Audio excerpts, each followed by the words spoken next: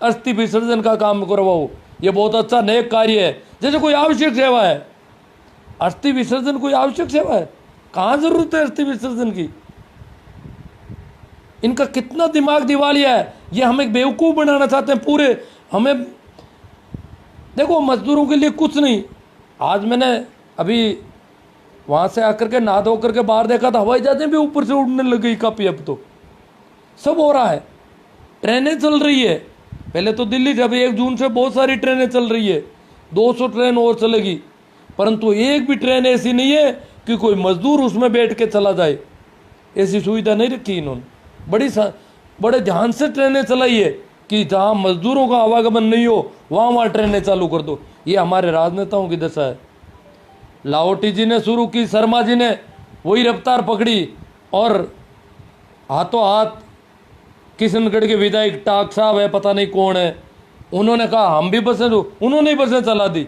3 विधायकों ने बसें चलाई। राजस्थान की सरकार भी सजग हुई कि यार बहुत अच्छा काम है, यही काम है, और काम ही क्या है, अस्थि विसर्जन करवाओ। जबकि धार्मिक कार्यों पर लॉकडाउन में प्रतिबंध है।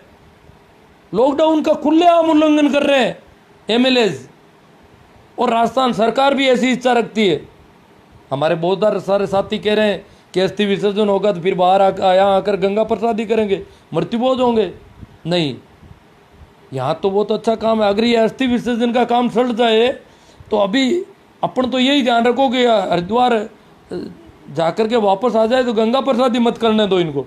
मृत्युभोज करते हैं तो उसकी सूचना तत्काल दो पुलिस को, ताकि ये मृत्युभोज से फ्री हो जाएंगे। नहीं तो अस्थियाँ घर में पड़ी, अस्थियाँ टोकन है। जो मृत्युभोज के खाने वाले लोग हैं वो यही इंतजार करेंगे, अस्थियाँ बाहर निकलेगी उस दिन हम खा लेंगे। परंतु अभी अगर इस लॉकडाउन में अस्थियाँ चली गई और ये वापस आगे अस्थियाँ जमा करवा करके, और अभी ये खाना पीना कर नहीं पाएंगे तो बाद में ये लोग भी कुछ नहीं खिलाने वाले किसी को। ज़्यादा दिन निकल जाएंगे और इनके पास कोई टोकन नहीं, अस्थियाँ नहीं तो ये खाने वाले कैसे कहेंगे कि मैं खिलाऊँ? जब तक अस्थियाँ थी तब तक उनका जोर चलता है, अब अस्थियाँ ही नहीं रहेगी तो वो क्या कहें? तो शायद मृत्युभोज के लिए तो ये शायद ठीक भी हो सकता, पता नहीं कैसे हो, परंतु राजनेताओं का जो दिवालियापन देखा जा रहा है वो बड़ा दुख पैदा करने वाला है, बड़ा कष्टदायी है, बड़ा पीड़ाजनक है। बहुत सारे लोगों ने आज इस पर फेसबुक पोस्टें की, और लगभग पूरी सरकार अगर ऐसा करने जा रही है तो इससे ज़्यादा चिंता का विषय कुछ नहीं हो सकता। सरकार के लिए और कोई काम नहीं है। अभी भी हमारे जो मजदूर आए हैं, कोरोना के पॉजिटिव मजदूर ट्रेनों में आए हैं, उनमें नहीं है बिल्कुल। जो भी आए हैं, कोई लोडिंग वाहनों में आए हैं, कोई बसों में अवैध तरीकों से जैसे तैसे करके आ रहे हैं। आज मुझे बताया कि महाराष्ट्र से यहाँ की लोकल बसें नागौर इलाके की गई हुई है, वो कह रही है 10,000 रुपये दे दो, मेडिकल आपका पास वास सब हमारी गारंटी, 10,000 रुपये दो बैठो, आपके गांव पहुंचा देंगे। आपका पास नहीं बना हुआ है, पास आप हम अपना आप करवाते रहेंगे। मतलब 10,000 में ठेके ले रहे हैं वहाँ पर। सरकार की तरफ से, राजस्थान सरकार की तरफ से बताया कि बसें भी भेज रहे हैं और ट्रेन भी। बस का 3,500 रुपया राजस्थान सरकार ने की तरफ से कोई हेल्पलाइन नंबर है, मेरे भाई ने फ़ोन किया तो उन्होंने बताया कि 3,500 बस में लगेंगे, ट्रेन में आपके फ्री हो जाएगा। तो उसने कहा ट्रेन में आएंगे, हम तो बस में आना भी नहीं चाहते, मेडिकल करवा लिया, 10 दिन और लगेंगे, 15 दिन और लगेंगे, कभी तो ट्रेनें चलाओगे तुम लोग। हालांकि चलाने की बिल्कुल ट्रेनें कम चल रही है। चेन्नई से शायद मुझे नहीं लगता कि कोई ट्रेन आ गई, हुबली से ज़रूर आई है। कर्नाटक में बेंगलोर के बाद हुबली से 3-4 ट्रेनें आ गई, हैदराबाद से आई, पूना से भी आई, बहुत कम आई है, रेयर केस ट्रेनें आई है अभी तक। तो मजदूरों के लिए, लोग जिंदा लोगों के लिए ये संवेदनशील नहीं, और मरे हुए लोगों के लिए, क्योंकि ये लोग चाहते हैं कि अस्थि विसर्जन होने चाहिए, मृत्युभोज होने चाहिए, लोगों में पाखंड रहना चाहिए, अंधविश्वास। अगर लोगों में चेतना का स्तर ऊंचा उठ गया तो ये राजनीतिक रूप से भी सजग होंगे।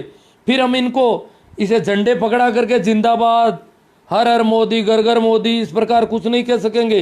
किसी भी राजनेता का झंडा ऐसा नहीं दिलवा सकेंगे। फिर इनको कोई कांग्रेस जिंदाबाद, भाजपा जिंदाबाद, इस प्रकार नहीं करवा सकेंगे। जब ये लोग जागृत हो जाएंगे तो किसी की जय जयकार नहीं करेंगे, फिर ये रैलियों में नहीं जाएंगे, फिर ये इनके आईटी सेल नहीं चलाएंगे, फिर लोग देखेंगे कौन कैसा काम करता है, कौन कितना संवेदनशील है, कौन हमारे प्रति वफादार है। आज हम देख रहे हैं किसानों की क्या हालत है।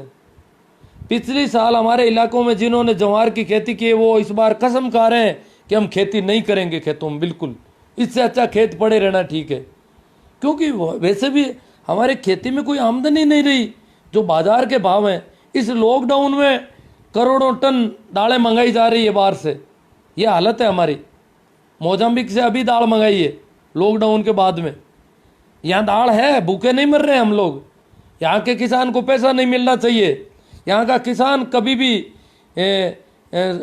आर्थिक रूप से पैरों पर खड़ा नहीं हो जाए, इसलिए बाहर से मंगाया जा रहा है। हाँ, हो सकता है वो चाहते हैं कि आम लोगों को सुविधा दी जाए। आम लोगों को तुम सुविधा देना चाहते हो तो किसानों को कोई पैकेज दो। इनको लागत मूल्य नहीं मिल रहा अपनी खेती में। जिन किसानों को लागत मूल्य नहीं मिल रहा वो कितना दिन तक खेती करेंगे और क्यों खेती करेंगे? उनके लिए कोई कुछ नहीं करने जा रहा है।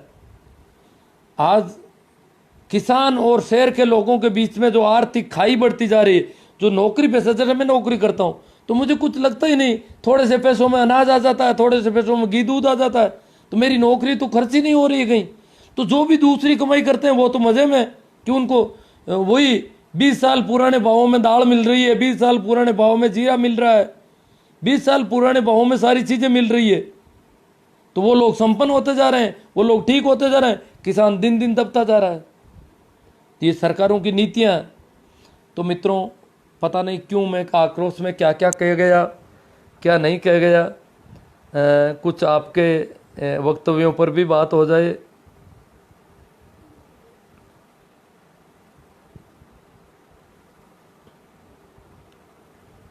हाँ, जिज्ञासु जी कहते हैं कि हमारे पूर्वज तो 400 वर्षों से कोई अस्थि विसर्जन नहीं करते। हाँ जिज्ञासु जी, क्या है कि ये सिद्ध परंपरा के परिवार से आते हैं और सिद्ध परंपरा एक खेती करने वाले लोगों की ऐसी परंपरा है जिन्होंने बुद्ध, महावीर, कृष्ण, पतंजलि, मोहम्मद, जीसस जैसी चेतना को छुआ है। खेती करने वाले लोग थे। कत्र्यासर के दौरों में बैठे बैठे इन लोगों ने चेतना के ऊंचे आयामों को प्राप्त किया है। तो उन्हीं के परिवारों से जुड़े, तो उन लोगों ने पाखंड और अंधविश्वास की बखिया उधेड़ी। तो इस प्रकार जो, हालांकि संप्रदाय तो साधुओं का ये संप्रदाय है, सारे स्वामियों के संप्रदाय हैं, वो भी इन्हीं परंपराओं के, परंतु उनमें पाखंड चल रहा है। स्वामी लोग भी अस्थि विसर्जन करते हैं, साधु भी कर रहे हैं। साध जाति के जो लोग हैं, जो रामानंदी साधु है, कबीर की परंपरा के हैं, दन्ना वंशी है, दन्ना की परंपरा के लोग हैं, वो लोग अस्थि विसर्जन कर रहे हैं। उनमें बेवकूफ़ी है, परंतु जो सिद्ध संप्रदाय है और विष्णुई संप्रदाय है, ये लोग नहीं कर रहे हैं। बहुत अच्छी बात है जिज्ञासु जी, आप लोग नहीं कर रहे हैं। ये भी एक परंपरा के तहत नहीं कर रहे हैं। आप उन लोगों, आपके पूर्वज उन लोगों से जुड़े, उन सिद्धों से जुड़े और उन्होंने इस बात को मजबूती से रखा। उस परंपरा, अगर परंपरा में आप ये होते तो आप भी नहीं छोड़ पाते, ये हालत है। बहुत अच्छा प्रयास राजनीति में सुधारवादी दृष्टिकोण के लिए आज सत्यनारायण जी कर रहे हैं अपने, क्या है, बलवीर जी खोजा, प्रणाम। सभी को मेरा प्रणाम, नमस्कार, राम राम। लड़ना है तो संसद में घुसने के लिए लड़ो, मंदिर में तो कुत्ते भी घुस जाते हैं। सीएम गोटवाल, वाह भाई। संस्कर में गोटवाल जी दलित और आदिवासी सांसद संसद में जाते हैं बहुत सारे, बहुत बड़े चिंतक कहलाते थे। अभी क्या पता क्या उदित राज, क्या नाम था उनका, दलित चिंतक, बहुत बड़ी बड़ी बातें करते थे।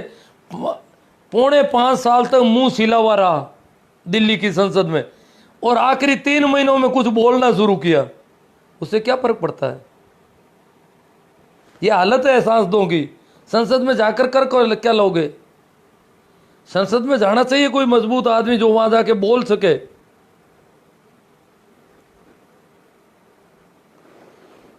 जितेंद्र जी के दोस्त जी जो सिद्ध सर, आप जसनाथ जी के संप्रदाय से हैं क्या?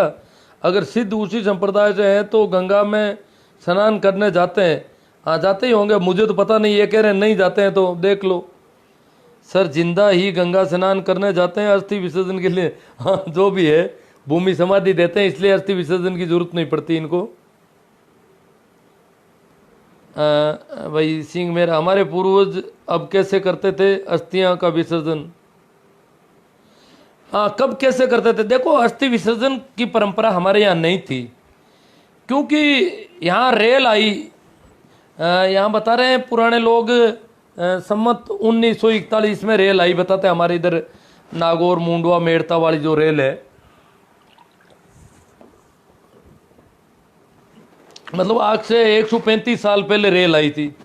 रेल से पहले कोई साधन नहीं था, रेल से पहले आवागमन का कोई साधन नहीं था, पशुओं के अतिरिक्त पैदल जाना पड़ता था, इसलिए उससे पहले अस्थि विसर्जन की कोई परंपरा या नहीं। ये तो अभी थोड़े से वर्षों, 100 साल की परंपरा है मुश्किल से, और उसमें भी बहुत कम लोग जाते थे, परंतु आजकल कंपलसरी हो गया प्रत्येक व्यक्ति के लिए। अब गरीब से गरीब आदमी मरा नहीं, ले गए नहीं। पहले तो ऐसा होता था कि बहुत ज़्यादा लोग मर जाते थे तो कहते थे ये 50 आदमियों की अस्थियाँ हो गई इकट्ठी, इसलिए इनको एक साथ ही ले जाओ हरिद्वार में फेंक के आओ, इस प्रकार फेंक के आते थे। परंतु आजकल तो यह हालत हो गई, मरा नहीं रही, यूँ नहीं है भाई 10 दिन बाद में दूसरा मर जाएगा तब ले जाएंगे, या 2 महीने बाद में, 6 महीने बाद में और कोई मर जाएगा तब ले जाएंगे, नहीं, मरा नहीं, रातों रात भागे नहीं कि तो। और अगर कोई, मुझे ऐसा लग रहा है अगर कोई कह दे हमारे इलाके में कि मैं अस्थि विसर्जन नहीं करूँ, तो गाँव के लोग मुकदमा भी कर सकते हैं, क्योंकि ये अस्थि विसर्जन नहीं करेगा तो फिर ये तो यहाँ पर बरसात भी नहीं होगी, गांव में पता नहीं क्या का क्या हो सकता है क्या नहीं हो। हालांकि मुसलमानों पर एतराज़ नहीं करते हैं, परंतु जो मुसलमान नहीं है और वो अगर अस्थि विसर्जन नहीं करें तो समाज उसका बहुत ज़्यादा पीछा कर सकता है, पता नहीं क्या से क्या कर सकता है। जबकि 25-30 साल पहले तक यहाँ पर लोग अस्थि विसर्जन करते ही नहीं थे, रेयर केस, बहुत कम लोग जाते थे। कुछ लोग ब्राह्मण को अस्थियाँ देख करके भेजते थे, कुछ जाते ही नहीं थे, ऐसा भी था। मेरे यहाँ बताते हैं कि एक बार एक महाराज को लोगों ने अस्थियाँ देकर भेज दिया, ब्राह्मण देवता थे उनको भेज दिया, तो ब्राह्मण देवता की नीयत खराब थी, पैसे तो पूरे मिल गए, अस्थियाँ हरिद्वार भेजनी थी। ब्राह्मण ने कहा हरिद्वार ले जाकर क्या करेंगे, क्यों लोग तो डरते थे, अनपढ़ लोग थे, डर लगता था, पता नहीं कितना दूर हरिद्वार है, वापस आए क्यों। कुछ लोग पहले का हमारे यहाँ पड़ोस के गाँव में कुछ गए, वो वापस ही नहीं आए, वहीं खो गए कहीं। फ़ोन तो उस ज़माने में थे नहीं, कई दिनों तक यहाँ लोगों ने इंतजार किया, फिर बस हार गए, बोले वो तो क्या हुआ क्या नहीं हुआ। पता करने भी गए तो वो, क्योंकि अनपढ़ लोगों को पता ही नहीं रहता कि किधर हमारा गांव है कुधर उनका गांव है। ये आज से 30-35 साल पहले की बात है, मुझे याद है अच्छी तरह से। तो इस प्रकार वो सोचते हैं कि भाई ब्राह्मण को भेज दो, तो ब्राह्मण को तो पैकेज से ज़रूरत थी, महाराज ने पैकेज ले लिया, हरिद्वार तक का किराया, अस्थियाँ वहाँ जमा करवाने का पैसा सारा ले लिया, और महाराज गांव से निकल गए। गांव से निकल गए तो गए कहीं नहीं, यही नागौर में आसपास कहीं फिरते रहे। 2 दिन हो गए, महाराज ने कहा यार अब यहाँ तो क्या, वापस चलते हैं। वापस आ गए, 2 दिन बाद में गाँव आ, 2 या 3 दिन गाँव आ गए। तो उस जमाने में 3 दिन में वापस गाँव आया नहीं जाता था, इतने तेज गति के साधन नहीं थे। तो लोगों ने कहा महाराज आप इतने जल्दी गए, महाराज को क्या है वहाँ रुकना ठीक नहीं लगा, अस्थियाँ तो कोई फेंक दी, महाराज को क्या लेना देना, फेंक दी और जल्दी आ गए। तो बोले कि मुझे वो तेल वाला, क्योंकि बसें तो स्टेशन पर रुकती थी, रुकती चलती थी, तेल के टैंकर उस समय भी रोड पर से तेज निकलते थे हमारे यहाँ पर। तो क्या मुझे तो वो तेल वाला टैंकर मिल गया, सीधा हरिद्वार गई। पेट्रोल का जो टैंकर आता है ना, वो सीधा हरिद्वार का ही मिल गया, तो उसमें गया, उसमें आया, इसलिए मैं जल्दी आ गया। इस प्रकार उन लोगों को उसने बेवकूफ़ बनाया महाराज ने, जबकि वो गया कहीं नहीं था। तो इसलिए गिरधारी सिंह जी मेरा, हमारे पूर्वज अस्थि विसर्जन नहीं करते थे, ये बिल्कुल नई परंपरा है। और मुख्य रूप से नियमित रूप से तो ये पिछले 20 सालों में ही हुई है ये गड़बड़ सारी, 20-25 साल में।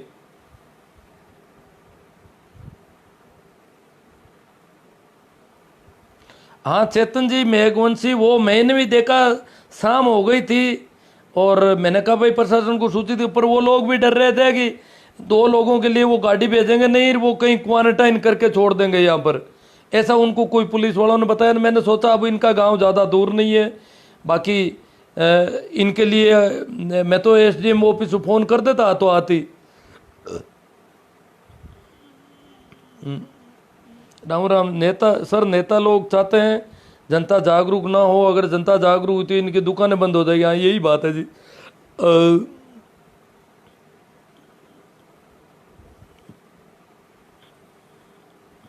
आर्थिक रूप से परेशान लोगों के लिए अभी खेतों में गेहूं कटाई का सुनहरा अवसर था। स्वाभिमानी रोज गेहूं काटने जाते थे, लेकिन कभी गरीबी का रोना नहीं रोया। हाँ, गरीबी का रोना इन्होंने बिल्कुल नहीं रोया, बिल्कुल। अगर ऐसी प्रतिस्पर्धा होती कि फलानी पार्टी 100 मजदूरों को लाती है, मैं 200 को लाऊंगा, तो बहुत बेहतर होता। ये तो कभी के ले आते इनको मजदूरों को, परंतु ये तो प्रतिस्पर्धा कहाँ की। उसमें सारा मीडिया राजनीति की बातें कर। आज जो अस्थि विसर्जन के लिए मीडिया अखबारों में खबरें छाप रहा है, टीवी वाले बोल रहे हैं इन्होंने अच्छा काम किया, अस्थि विसर्जन शुरू कर दिया। ये नहीं सोचते कि लॉकडाउन का उल्लंघन हो रहा है। धार्मिक कार्य लॉकडाउन में मना है, प्रतिबंधित है, परंतु कोई मीडिया वाला नहीं कहता। और प्रियंका गांधी की बसों को सभी ने राजनीति बता दिया, क्योंकि उन्होंने सोचा कि ये सारे लोगों को फिर हरिद्वार ये मजदूरों को लाने का धंधा शुरू हो जाएगा। मजदूरों को लाना नहीं है किसी को।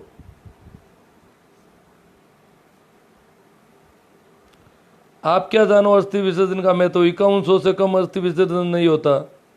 हाँ नहीं होता सी। मतलब अस्थि विसर्जन के खिलाफ किसी भी अखबार ने कोई खबर नहीं छापी है। और मजदूरों को बसों द्वारा पहुंचाने की सहायता पर बहुत ज़्यादा मीडिया में बहसें चली।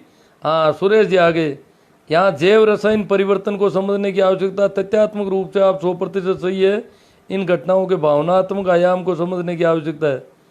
नहीं, भावनात्मक तो समझ रहे हैं, पर ये अस्थियाँ यहीं पड़ी रहती थी पहले सुरेश जी। आज से 30 साल पहले यहाँ मेरे गांव में बहुत सारी अस्थियाँ घर के सामने गड्ढा खोद करके डाली हुई थी, वो सारी अब ले गए, करीब करीब पूरी खत्म हो गई अस्थियाँ। बाकी यहाँ गांव में खूब अस्थियाँ पड़ी रहती थी। अब ये 2 महीने 3 महीने पड़ी रह जाती थी क्या? और सुरेश जी लॉकडाउन में बिल्कुल इस प्रकार के धार्मिक कार्य बंद कर रखे हैं, सिर्फ आवश्यक सेवाएं शुरू की है।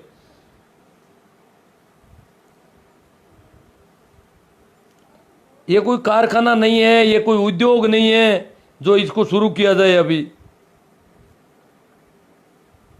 हाँ शेयर किए भंवरलाल जी ने। जिनको भी अच्छा लगे सभी लोग शेयर करें, जिनको ठीक लगती है शेयर करना भी चाहिए। क्रिएटिविटी विकसित करने की जरूरत है। गुरुदेव आपने किसान समाज के लिए कौन सी विचारधारा उपयुक्त है, कुछ मार्गदर्शन करें, हमें क्या करना चाहिए। किशन गोपाल जी, अजी क्या विचारधारा तो क्या है, हमें तो यही है कि जब तक ये सत्ता के लोग हमारे बारे में नहीं सोचते, पिछले लंबे समय 25-30 साल से सत्ता जो है किसानों को कमज़ोर करती जा रही है। किसानों के जो उत्पादन है उनकी रेटें नहीं बढ़ा रही है अपेक्षाकृत रूप से, और उसकी वजह से किसान दबता जा रहा है दिनों दिन। पाखंड पर अच्छी बात रखी आपने। सर 20 लाख करोड़ दिया है ना? हाँ 20 लाख करोड़ तो दिया, पर वो मजदूर तो बेचारे धूप में देख लो, बिना पानी, पास में उनके पास पानी नहीं था। वो तो पिछले गांव के जिन मित्र ने बताया कि मैंने खरनाल में इनको पानी तो पिला दिया था, तो उन्होंने पिला दिया था खरनाल में पानी, बाकी उनके पास पानी भी नहीं था। सही बात है, आज जी इसकी कोई आवश्यकता नहीं थी। बाकी मैं तो आ कहता हूँ कि इन मृत्युबोध जैसी कुरीतियों के लिए हमेशा से लॉकडाउन लग जाए तो कितना बेहतर होगा। परसाराम, राम राम जी। सर जो भूमि में दफनाते हैं वो अस्थि कैसे हरिद्वार ले जाते हैं? अब पता नहीं, देखो भूमि में पवार साहब ठीक कह रहे हैं, बिश्नोई और सिद्धों के अतिरिक्त जाटों में भी कई गांवों में भूमि में दफनाने का रिवाज था। ये मेघवाड़ों में बहुत ज़्यादा भूमि में दफनाने का रिवाज था। जलाने का रिवाज तो पहले तो सिर्फ उच्च वर्गों में ही था, धीरे धीरे ये परंपरा शुरू हुई है। बाकी जलाने की परंपरा नहीं थी सब में। और हमारे गांव में अभी भी हरिजन वगैरह भूमि में दबताते, पता नहीं क्या पता बाल काट के ले जाते हैं, कुछ भी ले जाते होंगे, इनको तो जाना है वहाँ, अस्थि की जगह कुछ और ले जाए। ये तो देखो जी, अस्थियाँ अगर नहीं मिलती तो ये कहते हैं चांदी की अस्थियाँ ले जाओ, चांदी की दुकान से अस्थियाँ बना लेते हैं छोटी छोटी, ताकि पंडित जी की घर में काम आ जाए। फिर चांदी वाली पंडित जी पुष्कर में डाल, हरिद्वार के पेड़ियों पे डालते हैं ना, डालते ही हाथों हाथ अपना एक रखते हैं, जाली रखते हैं, उससे अपना आप हाथों हाथ खींच लेते हैं, बाहर घर ले जाते हैं अपने। तो चांदी वाली अस्थियाँ तो पंडित जी बहुत ज़रूरी समझते हैं, सबको ही हड्डियों के साथ चांदी और सोने की अस्थियाँ ले जानी चाहिए। पंडित जी तो यही कहते हैं, कोरी हड्डियाँ नहीं होनी चाहिए इसमें। आस्था और धर्म की आड़ में अंधविश्वास का पोषण करने वाली हमारी तथाकथित संस्कृति आने वाली पीढ़ी के लिए कितनी घातक साबित हो चुकी। आने वाली पीढ़ी को तो ढोना पड़ेगा ये बाहर सारा का सारा। नाराज हो जाती, मतभेद खराब हो जाए, बिल्कुल सही बात है। केवल चौधरी चरण सिंह जी अपनी आर्थिक विचारधारा थी किसानों को, जबकि कांग्रेस बीजेपी पूंजीपतियों को काम करती है। वो तो किसान नेता थे तो किसानों की ज़्यादा सोचेंगे ही, उनको तो उनकी नज़र में किसान ज़्यादा था, इनकी नज़र में और लोग ज़्यादा हैं, उनको तो नज़र ही नहीं आते आप लोग। हम और आप तो उपयोगी जानवरों की तरह दिखते हैं। जैसे उपयोगी जानवर होते हैं ना, भैंस गाय, उसको उतना चारा दे दो जितना दूध निकल जाए। अब दूध नहीं देती उस समय, दूसरी तरह का चारा दे दो ताकि जिंदा रहे, तो कभी दूध देंगे।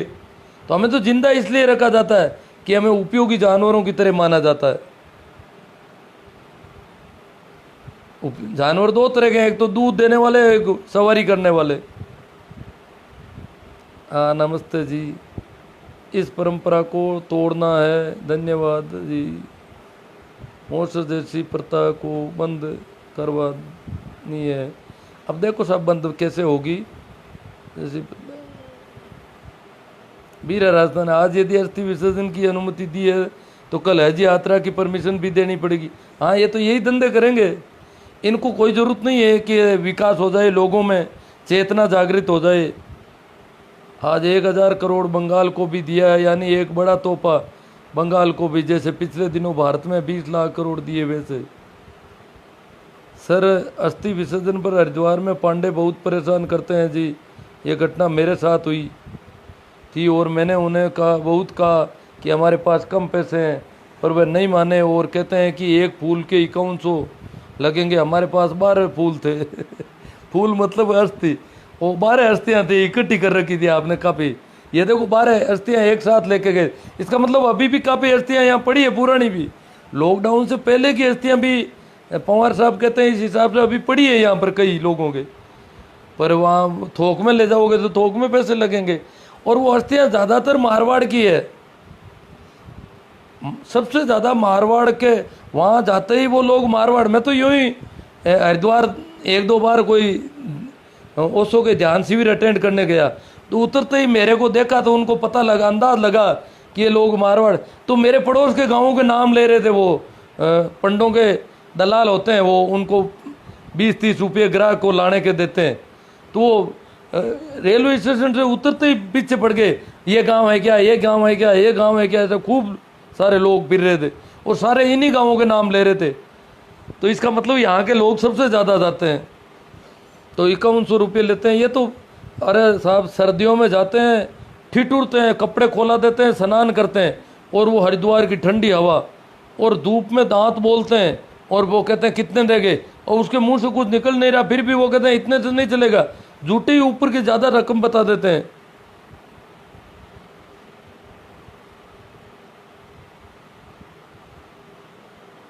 हाँ रामस्वरूप जी कालिया कहते हैं उपाय हो तो बताओ ताकि हम अपने गांव में ये सुधार करवा सकें। देखो उपाय तो देखो, गांव वालों के पहले तो मीटिंग करो, लोगों की राय लो, लोग क्या कहते हैं, लोगों में कितनी हिम्मत है इसे बंद करने को लेकर, और फिर पूरा तय करो कि देखो मौत किसी के भी घर में हो सकती है। ये नहीं होगी आप फिर कह दो कि हमारे घर से क्यों बंद किया जा रहा है। बंद यहाँ पर आज किया जा रहा है, इसका मतलब आज के बाद चाहे किसी का भी करो, मेरा करो, उसका करो, इसका करो, तीसरे का हो, चौथे का, उससे कोई मतलब नहीं। इस प्रकार सारी ऐसी बातें हो, क्योंकि जैसे ही किसी के घर में मौत होगी वो कहते हैं हम दुर्भाग्यशाली हैं, देखो सबसे पहले हमारे घर में ऐसा हुआ, ये वो ऐसे नाटक शुरू कर देंगे लोग। तो उनको सबको ये सारी इन बातों पर पहले पूरी चर्चा होकर के पूरी कार्रवाई लिखी जाए इसके बाबत, और पूरा ये भी तय किया जाए कि पूरा गांव के अधिकतर लोग इस बात में पुलिस में भी जाएंगे अगर ज़बरदस्ती होने लगेगी। तो ये सारी बातें पहले खोली जाए तो कुछ हो सकता है। सर मृत्युबोध बंद करवाने का कोई उपाय हो तो बताओ। यही उपाय हो सकता है सब। भूमि सुधार वाले नाखून लेके जाते हैं, हाँ भूमि वाले नाखून लेके जाते हैं, बाल ले जाते हैं, कुछ भी ले जाते हैं इनके क्या। और चांदी की अस्थियाँ भी होती है, लोग चांदी की भी ले जाते हैं। अरे सो जाओ, क्यों डिस्टर्ब कर रहा है, मतलब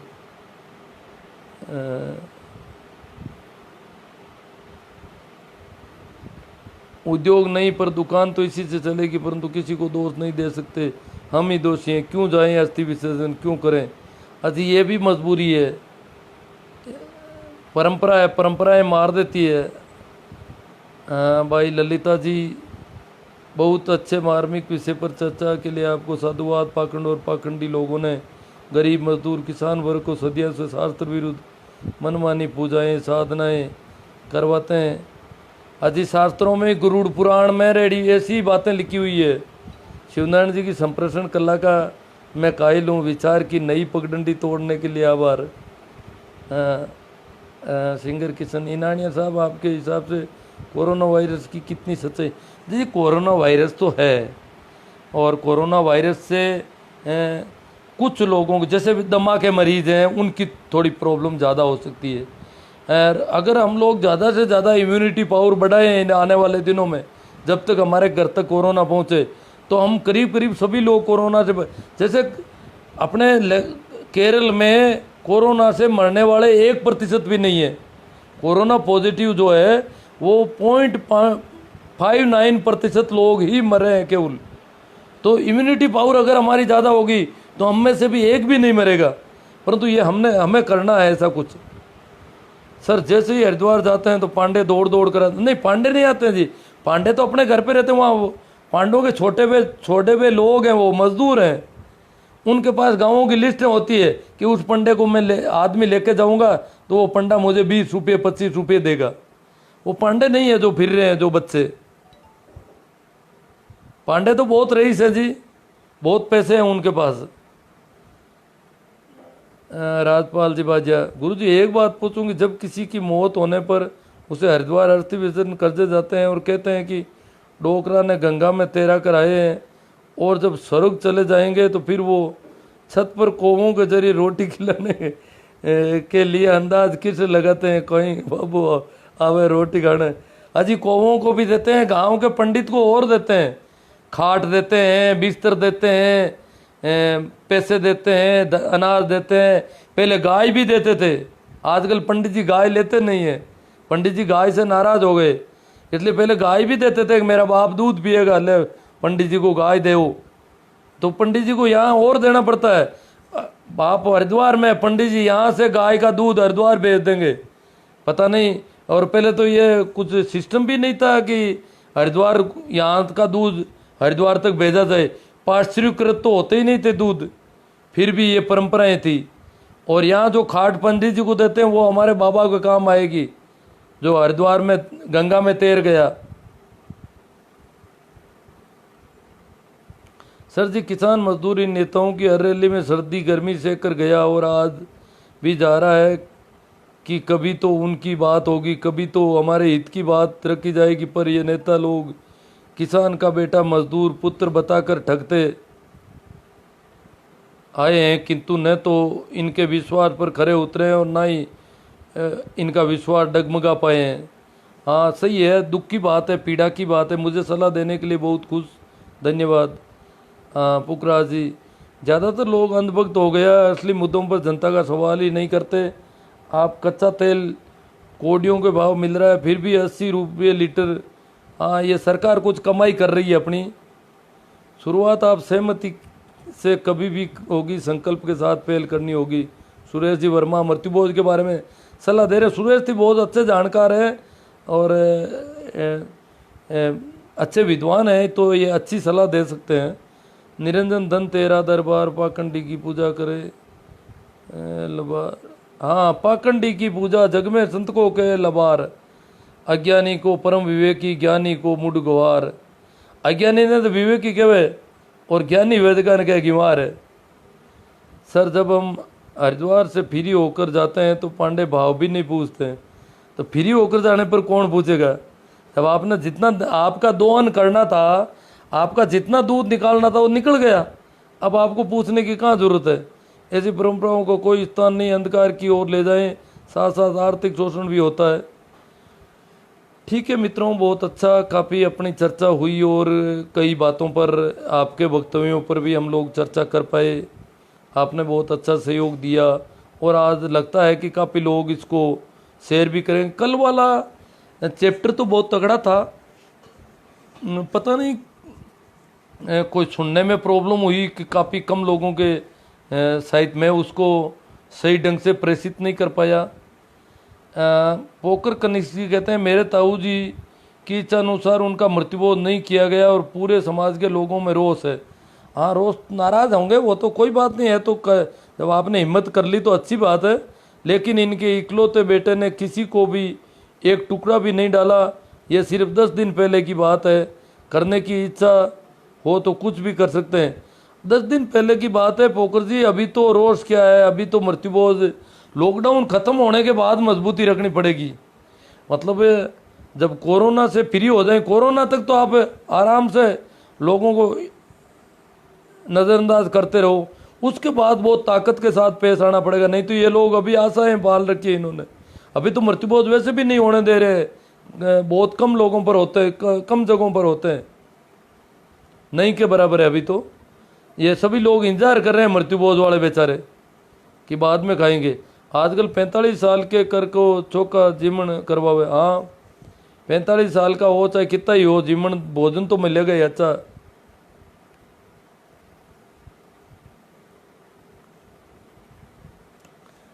ठीक है, तो मित्रों काफ़ी चर्चा हो गई और काफ़ी शायद मैं शुरू में काफ़ी तेज़ आवाज़ में भी बोला, जो भी है।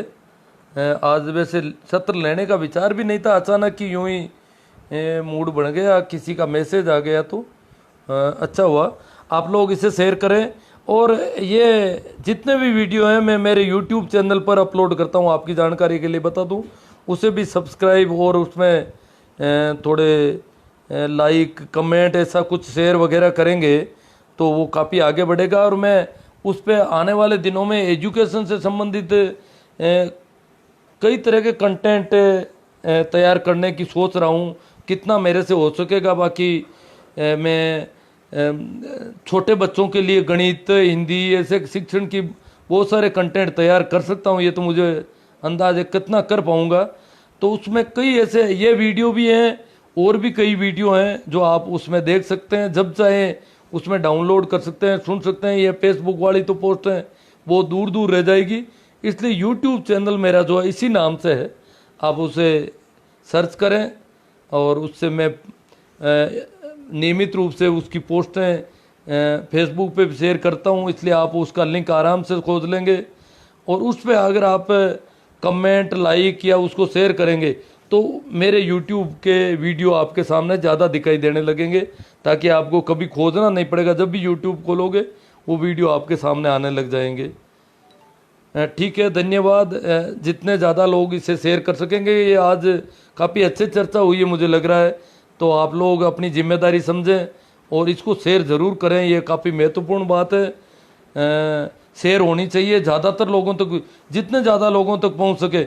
आपके पास अगर ऐसे कोई ग्रुप हों जिनमें, कुछ ऐसे ग्रुप हैं जिनमें लाखों लोग होते हैं, तो ऐसे फेसबुक ग्रुपों में शेयर करें आप, तो बहुत अच्छा रहेगा।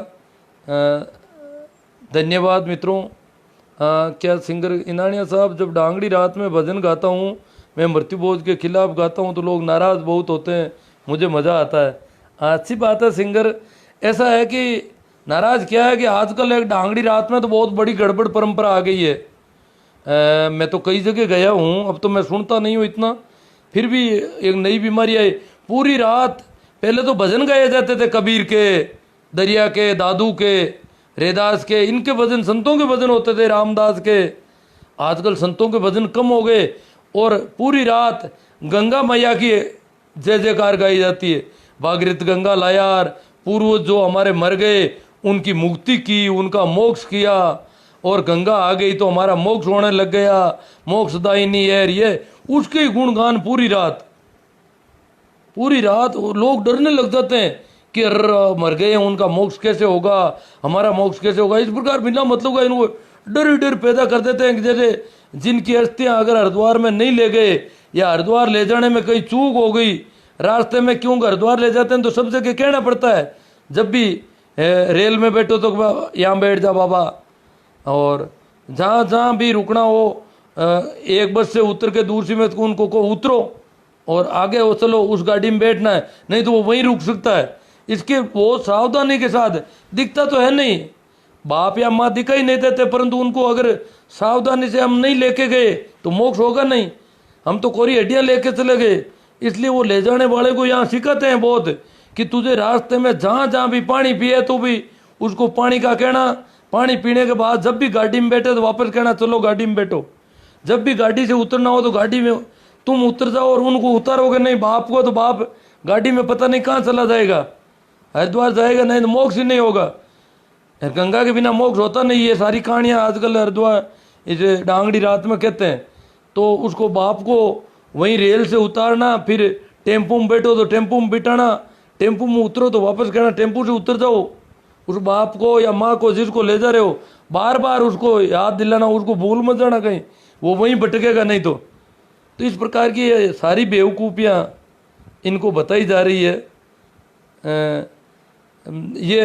ये गुणगान पूरी रात, तो पहले तो बड़ा डांगड़ी रात में तो इसलिए जाता था कि भजन सुनेंगे, और बहुत प्यारे प्यारे भजन संतों की वाणी के सुनते थे।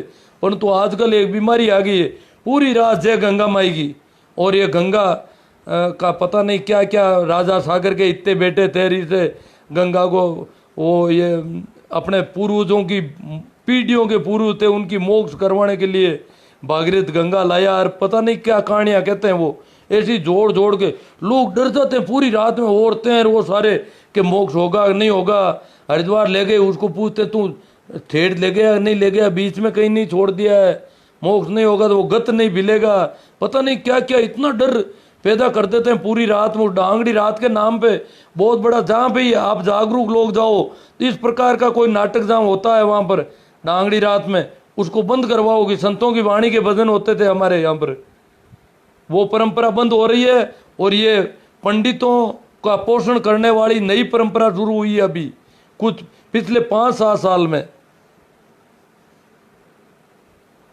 ये महोदय, आज मैं अपने बड़े भाई को धन्यवाद देना चाहता हूँ जिन्होंने मुझे कल ही आपने जीवन परिचय व आपके विचारों को मेरे साथ साझा किए, और आज आपको लाइव बहुत बहुत साधुवाद। हाँ, बहुत अच्छी बात है। बाजिया जी भावनात्मक रूप से जुड़ रहे हैं और इनके भाव बहुत अच्छे हैं। मैं भी महसूस कर रहा हूँ आपको जो नज़दीकी है। और आज का थोड़ा ठीक हो गया, अन्यथा हो सकता है कई बार इतना ठीक भी नहीं होता है, तो आप इतने राजी भी इतने जुड़ भी पाते नहीं जुड़ पाते, परंतु आज आप अच्छा जुड़ रहे हैं, सौभाग्य की बात है आपके लिए, मेरे लिए, और इस मिशन के लिए जो जागरूकता का मिशन एक तरह से लोगों में हो, इसके लिए बहुत अच्छी बात है। तो मित्रों, मेरा नाम है शिव नारायणी नानिया, यही नाम जो आईडी पे लिखा हुआ है उस नाम से ही मेरी वो यूट्यूब आईडी है। ठीक है, तो मित्रों, पहले एक बार बंद हो रहा था, वापस शुरू हो गया है ना। ये रोज़ ही ऐसा हो जाता है, लास्ट में पता नहीं कहाँ से नई बात आ जाती है, और नई बात के साथ आगे आगे और चलना हो जाता है।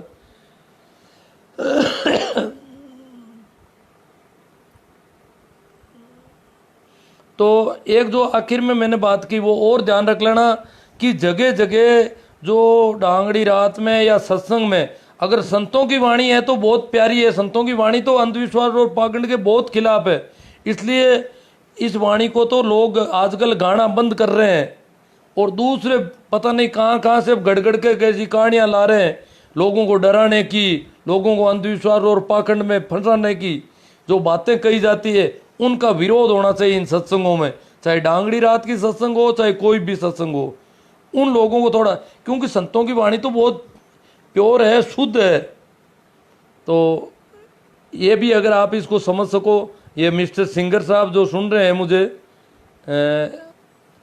तो ये तो ध्यान रखते ही हैं वैसे भी। ठीक है, तो मित्रों आप काफ़ी लोग अभी भी जुड़े हुए हैं, वापस जुड़ गए हैं कुछ लोग, धन्यवाद। आपसे यही निवेदन है कि एक तो मेरा यूट्यूब चैनल थोड़ा उसको प्रसारित करने के लिए कमेंट, लाइक, सब्सक्राइब जो भी आप कर सकते हैं करें, शेयर करें, और इस पोस्ट को ज़्यादा से ज़्यादा शेयर करें। धन्यवाद, राम राम, प्रणाम।